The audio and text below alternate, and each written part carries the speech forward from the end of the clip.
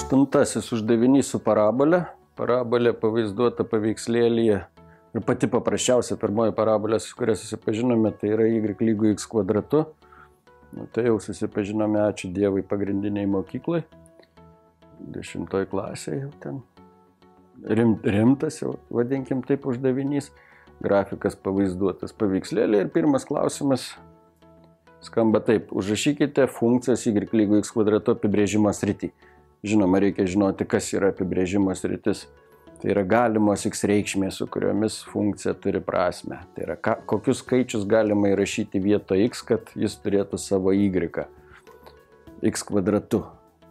Kokį skaičių bekeltumėm kvadratu, viskas gerai yra. Taip sakant, atsakymas yra nuo minus begalybės iki plus begalybės. Apibrėžimo sritis yra intervalas nuo minus begalybės iki plus begalybės. Galima buvo parašyti visi skaičiai. Galima buvo ir taip nurodyti, nerašant to x. Na, nereikėjo, žinoma, čia supainioti su reikšmių sritim. Reikšmių sritis, tai kokias reikšmės gali įgyti kintamasis y, priklausomasis kintamasis. Na, tai y galimos reikšmės yra nuo 0, įskaitant ir 0 iki plus begalybės. O x visi galimi šiuo atveju yra nuo minus begalybės iki plus begalybės. Antrasis klausimas, nurodyti prašo visas x reikšmės. Visas x reikšmės, kad taškas, kuris užrašytas štai taip, x koordinatė x čia reiškia to taško, o čia koordinatė y yra 4, kad tas taškas, duotasis taškas priklausytų šios funkcijos grafikui. Tai reikia rasti visas x reikšmės, tai yra visus tokius taškus, kurių koordinatės y yra 4, o tas koordinatės x reikėjo rasti. Atsakymas yra minus 2 ir 2. Kodėl minus 2 ir 2? Taip sakant, mes turime rasti tas x reikšmės, su kuriomis lygybė, va štai ši lygybė, vietoj y parašę 4, turim gauti teisingą lygybę. Na, tai kokia čia lygtelė? Tai yra kvadratinė lygtis, kuri turi du sprendinius. Vienas sprendinys yra minus 2, kitas sprendinys yra 2. Taip sakant, tie taškeliai y4. Tai va čia ir y4 tai va čia, o x atitinkami tai va čia ir va čia. Atsakymė, x reikšmės minus 2 ir 2. Galima buvo rašyti x1 lygu minus 2, x2 lygu 2. Na, jeigu parašėte 2,4, nurodėte taškus ir minus 2,4, matyti irgi bus gerai, nieks čia prie to neprisikabins. Trečiasis klausimas, pasirinkti vieną iš pateiktų atsakymų. Ir pasirinkti vieną iš nurodytų 4 taškų, kuris nepriklauso šios funkcijos, pavaizduotos funkcijos grafikui.